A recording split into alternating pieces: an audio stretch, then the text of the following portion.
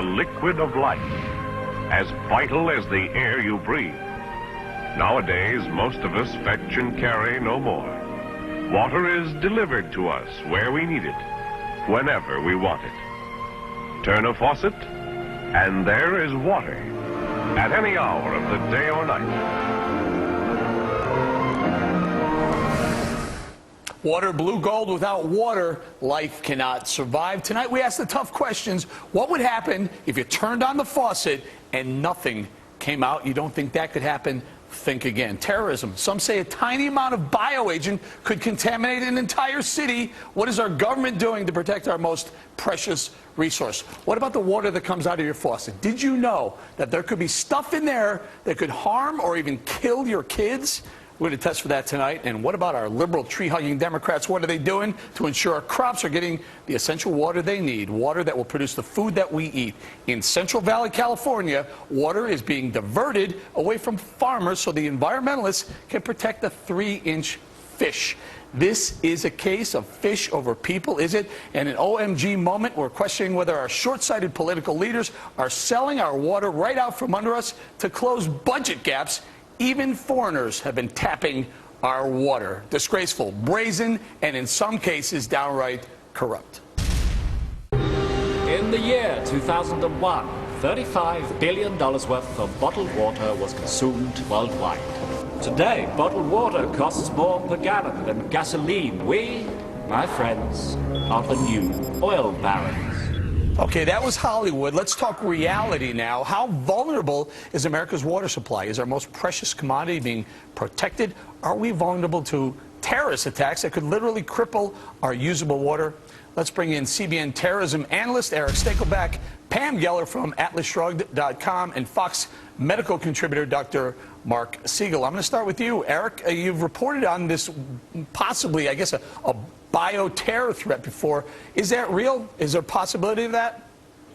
Well, look, with the water supply, Eric, which we're talking about, Al-Qaeda has been talking about this for years now. There have been documents uncovered in Afghanistan, in Pakistan, that point to Al-Qaeda wanting to hit our water supply here in the U.S. and in Great Britain. Here's the big question. Is this feasible? Can it happen? On a large scale, Eric, in terms of contaminating, say, a reservoir with a biological agent, that's going to be tricky. That'll be very difficult. It would take a lot of time. It would take a lot of effort. It would draw a lot of attention. But on a smaller scale, say on a community level, say affecting the water supply in an individual building, that could happen. And if they're able to get an agent inside, say, a water treatment plant or a reservoir, just like we had an Al-Qaeda agent just a few months ago, Eric, it was revealed working inside nuclear power plants in New Jersey, Maryland, Pennsylvania. If you get an Al-Qaeda mole, a jihadi mole, inside a water treatment plant, all bets are off. Okay, hang on a second, Eric. Pam, I think this is real. I spent some time in some water filtration plants. We even hear that there's an access to our water supply through our fire hydrants. Yes, there is. Actually, there were arrests made a few years ago in Denver of terrorists who had documentation to use microbiology agents to poison the water. We also know that Al-Qaeda warned a London-based news magazine that they were targeting our water supply. 15% of our water structure services 75% of the people, and the balance, as Eric was saying, are the smaller communities. The bottom line is all they have to do is maybe bomb a dam, and the catastrophic flooding and the loss of life would devastate the country. Interesting angle, not actually a bioterrorist attack to the water, but just flooding a community. Let me go to Dr. Siegel. Doc, what are we looking at? If there were an agent that they were able to put into our water supply and we drank it, what could happen? Eric, I'm very concerned about this. There's 100,000 of these plants that are actually below the radar, and if it gets into a finished water unit, it could get right to the faucet without you even be able to detect it. Some of these agents could cause massive diarrhea, like cholera, cryptosporidia. Chlorine might have some effect on that, but something like anthrax can live for 2 years in the water supply in spore form without it being eradicated by the chlorine. And we get anthrax, and then fear takes over as the pathogen. If a few people get sick with anthrax or die, it can be uniformly fatal. Everyone is going to panic. And Doc, not only these agents, but other things like bacteria Salmonella, right? Absolutely. And the plague, Eric, has never been tested in this way. We're worried about bubonic plague being used in the water supply, and cholera, which is another bacteria. You know, you can treat that if you're looking for it, but physicians are not trained these days to look for cholera. It could then spread out into the community. Eric, what do you think about that? Are we being alarmist, or is this potentially a real threat? Well, no, Eric, I think it's a genuine threat. Look, if Al-Qaeda is talking about it, and talking about it consistently, I might add, as Pam mentioned, it's a real threat. Another thing, if Al-Qaeda, say, targets a treatment center, or, you know, fly an airplane into a reservoir, into a water main, here's another strategy, and if we're talking about it, Eric, you know they're thinking about it, the bad guys. Cut off the water supply to a community and then set fires in that community. You'll have no way to put these fires out. They would rage. There'd be no water supply in those communities. Al-Qaeda has talked about using tactics like this that don't involve biological agents, but they do involve water. Pam. I'm bringing the panel in a second, but go ahead, Pam. The big problem is the lack of security at these facilities, particularly the 75% of the water structure that services the small communities. And while it may seem like not a big deal if they sabotage a town that has 10,000 people, but it would cause economically impact, and also the public confidence would be completely undermined. It would be a disaster. All right, hang in there, Eric, Pam, and Dr. Siegel. Don't go away. I want to bring in today's special panel, Nicholas DeBenedictis, CEO of Aqua America, good friend of mine for a long time, sir. Thanks for joining us. Howard Gould, clean economy investor, and Lynn Tilton, CEO of Patriarch Partners. Nick, I'm going to go right to you, sir. You are the guy in the front line of the water. What are you doing to protect our water supply? Well, I think Pamela's point is very well taken. The big cities, we have all kinds of security. We all have all kinds of expenditures. Millions just for our company has been spent. The FBI, Homeland Security directs us. But there are 50,000 water supplies in the country. Now, whether a terrorist would want news in, you know, a small town of Iowa versus New York City is a different story, too. But probably Nick, they're more vulnerable. Do you have someone looking for this? You know, I'm not just talking about, you know, putting guards at your gates, because I've seen the guards at the gates of various water supplies around the country. I'm talking about people really with intelligence, working with the intelligence community to find out if any of these plots are planned. Most of the security we have is electronic monitoring, checking water supply coming into the plant, obviously going out of the plant, motion detection cameras all over. We could spot somebody who's in the parking lot 2 in the morning, centrally. Go ahead, Howard. Where do you stand on this? Are you concerned about it? Yeah, certainly it's a concern. I mean, you know, as desalination plants come online across the globe, they're going to be absolutely terrorist targets. So, you know, how do you account for that? It's how do you account for them blowing up anything? I mean, obviously these are going to be hard targets that they're looking for. You know, I think the only option is to look at, you know, distributing water in other ways, and there are kind of new technologies out there talking about mega watersheds, multi-point source water, things like that. But it's still early days for that. What do you think, Lenny? Are you looking into this? You're an investor. You see a lot of businesses come and go. What about the water? I mean, I got to think there's a lot of risk to that. Look, I think water is the #1 commodity in the world, and we know there's a shortage. And, you know, without it, we can't live. And so we've been very involved in water, green water, you know, systems, as well as armored vehicles to protect water. And we make motors and drives that do desalination plants and move water. Only 1% of the world supply is You bring up potable. a very good point, Lenny, though. Is that where the investment of the future is to protect the water supply? Or is it, like Howard says, come up with new ways of I guess, cleaning the water, desalinizing the water? I think it's all things. I think you have to protect it, first of all. I think you do have to find new green ways of you know, making water clean. I think you have to move water around the world, which takes, you know, the movement. You need desalination plants for people who, you know, live on salt, surrounded by salt water. But water is the most precious commodity and needed. Hey, Pam, can we protect the water supply? I mean, it's so vast. No. The infrastructure, the water infrastructure is impossible to protect, and I think it's the wrong approach.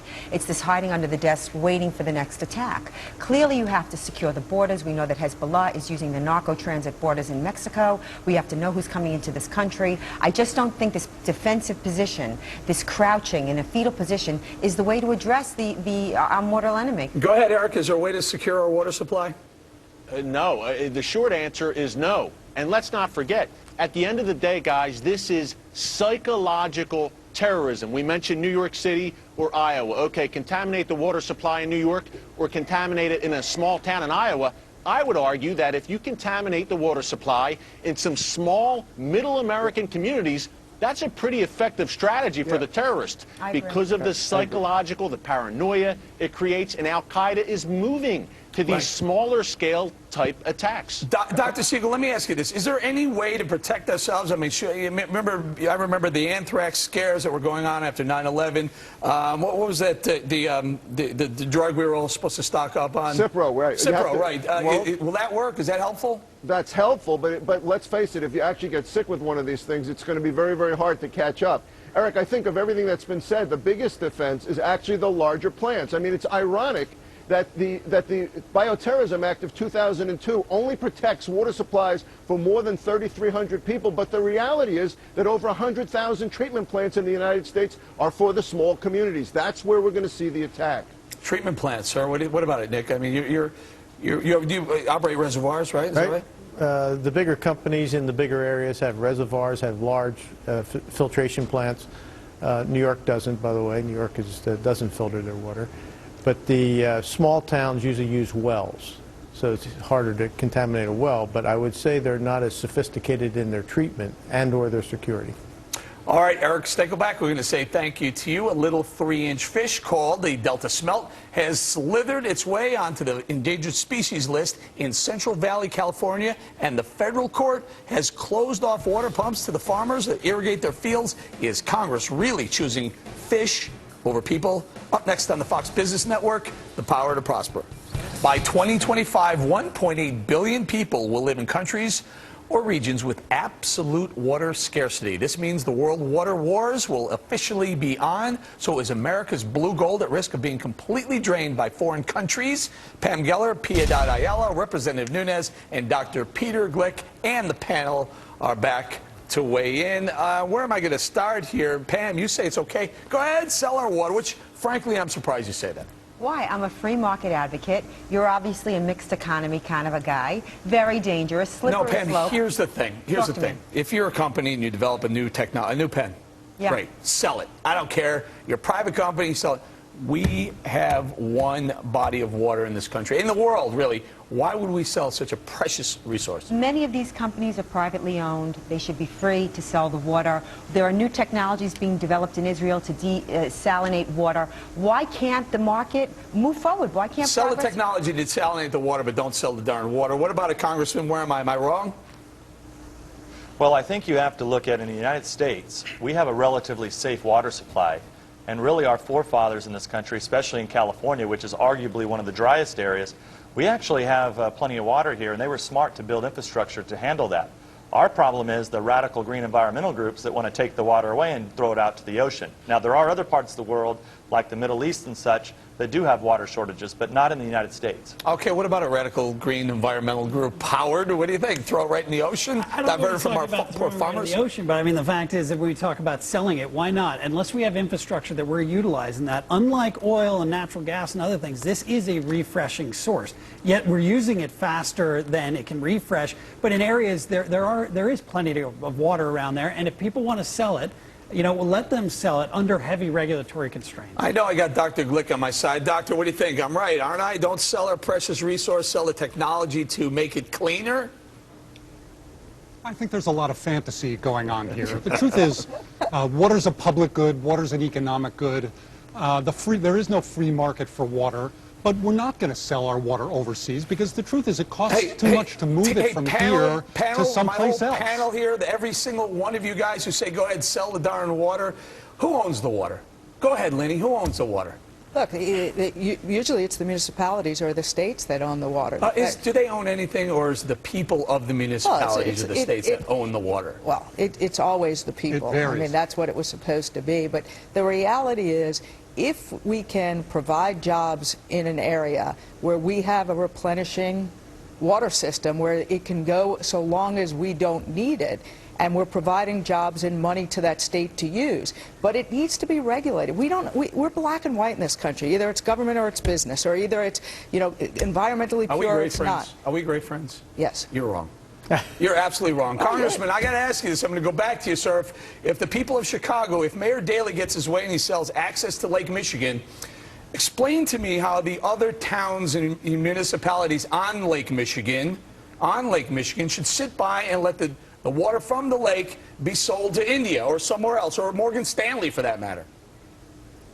Well, look, I'm not so sure actually, Peter and I probably agree on this. Is probably the only thing we agree on. And that is that it's pretty hard to move water. But the goal should always be for the government leaders, both at the federal, state, and local levels, and most importantly local levels, is to figure out how to provide ample water for their people. Go ahead, Nick, jump in here. I want cities, you make sure you have enough water. I want my guy who sells water to tell me, is he right? Basic law of physics. Try and pick up a fish tank. Pretty heavy. You can't transport economically water. But they're doing it, Nick. We're sending tankers to India of water. Other than Texas? You just told me they send tankers over to Fiji to pick up the Fiji water, and they bottle it here. If they're doing it in reverse. Oh, but they're selling it to people who will pay $2 a pint or whatever, not to third world countries. Pam, who owns the water? It's a free market as far as I'm concerned. Now, the money that's being sold... Can I just go on a boat in Lake Michigan or right off the coast here and go scoop up a bunch of water and sell it? No, because of heavy government controls, which I'm adamantly against. My point in all this is, let's say the government was selling the water. Who's getting the money? Do the people get taxed less? Are they getting direct checks? Hey, I'm all for that. Dot, what do you think, sir? You're a farmer there. Don't you have rights to that water? I think, and we always say, life and water should not be negotiable. Water is a natural resource that God gave us. And here in the Central Valley, we pay 100% of the water, and we only get and distribute from 0 to 45 or 50%. So water and life should not be negotiable. Dr. Glick. Yeah, if water was only an economic good, Representative Nunez's farmers wouldn't get it. It would all go overseas, or it would all go to industry. Water is an economic good, but it's also a public good, and we have to balance the management and the economic and the public good aspects of it. Go ahead, Howard. I'm still trying to figure out why one municipality has rights to water when it may be available or usable to another. Well, to add one level of difficulty on that, too, it depends on where the water is sourced. So what lake that it's sitting in doesn't necessarily mean that somebody further upstream doesn't claim rights to that water further downstream either. So therefore, it has to be a kind of national, water that's residing in the United States. Yeah, but I'm pretty sure, Nicholas, when Mayor Daley sells that water access, I'm not going to see a piece of that profit. No, he can't do it. First of all, the Great Lakes Commission, which is 8 governors, says you can't divert water out of the Great Lakes. Otherwise, Arizona would be tapping it tomorrow.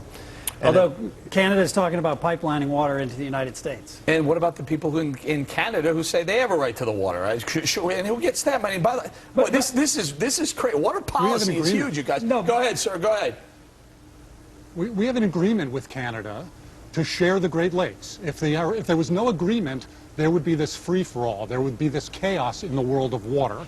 But we have an agreement to share water between the two countries, and it's not going to be easy for anyone to privatize that water. Very good. We're going to have to leave it there. Pam Geller and Piedad Ayala, thank you for being here. So if we're losing water at a furious rate, what can we do about it next? Some answers to protect our health and water security. So tell me, how is the water filtered? These are conventional anthracite, coal, and sand filters. So these are the filters behind us, and as you're looking down through the water, you're actually looking down. What is this?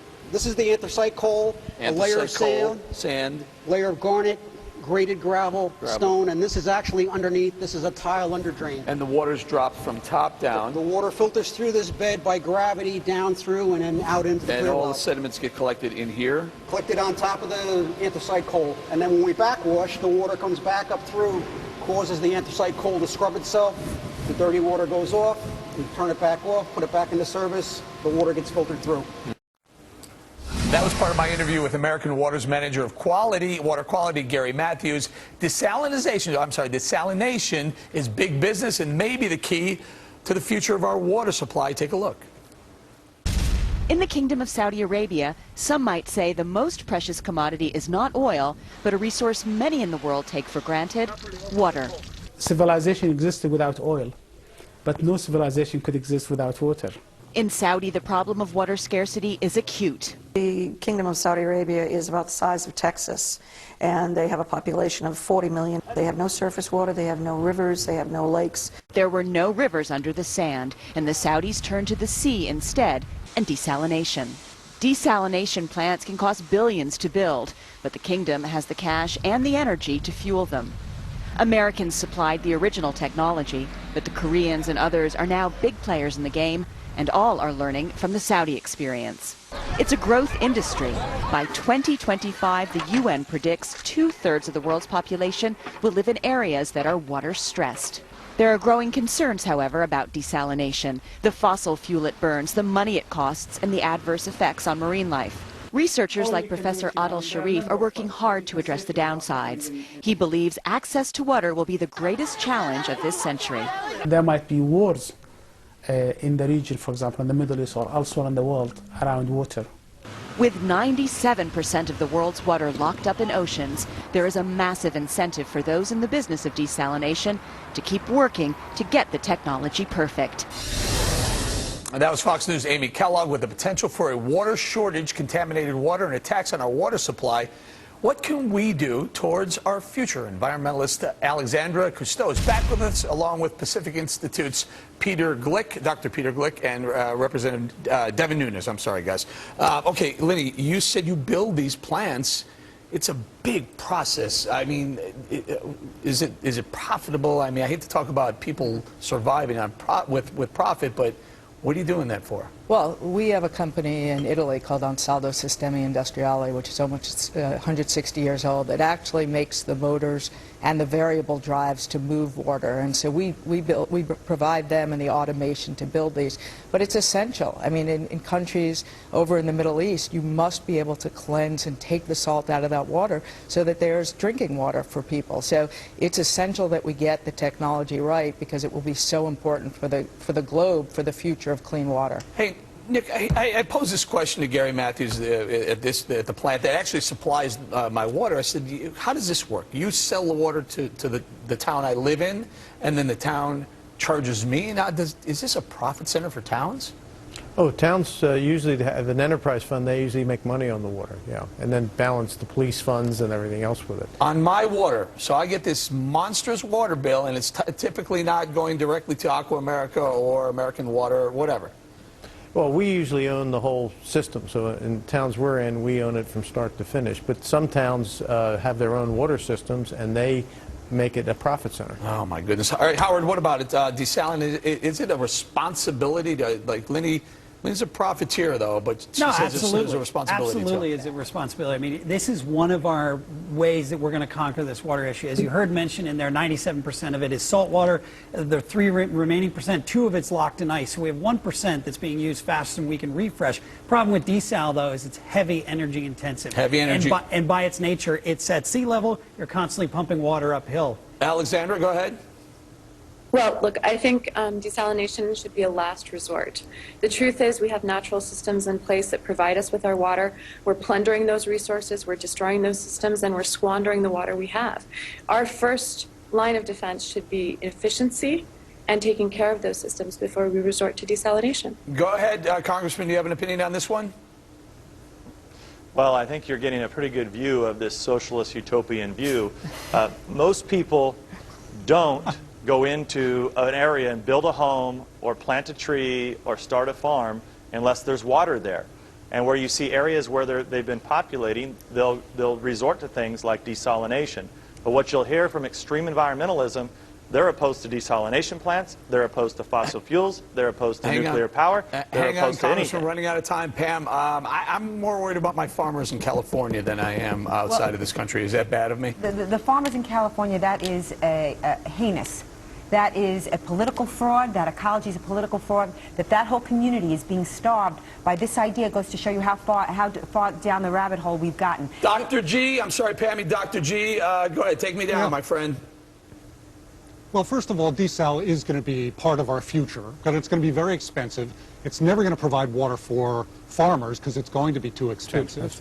And the reality is we have a mix of sources of water we have to depend on. We have to look at efficiency. Nick, you're saying too expensive. I'm sorry, Dr. Zhu. You're saying No, we too do. expensive. Well, we're talking about shipping water too from expensive the moon for now. farmers. It's 7 times the cost of No, what too you would expensive pay for in your farmers. town, but if you don't have any water, you'll pay anything for it. All right, I'm going to have to leave it there. We have a huge panel. Just say goodbye to everyone in all the boxes. It was a fantastic show, a smart show, great show. Thank you to everyone on the panel. See you guys tomorrow night.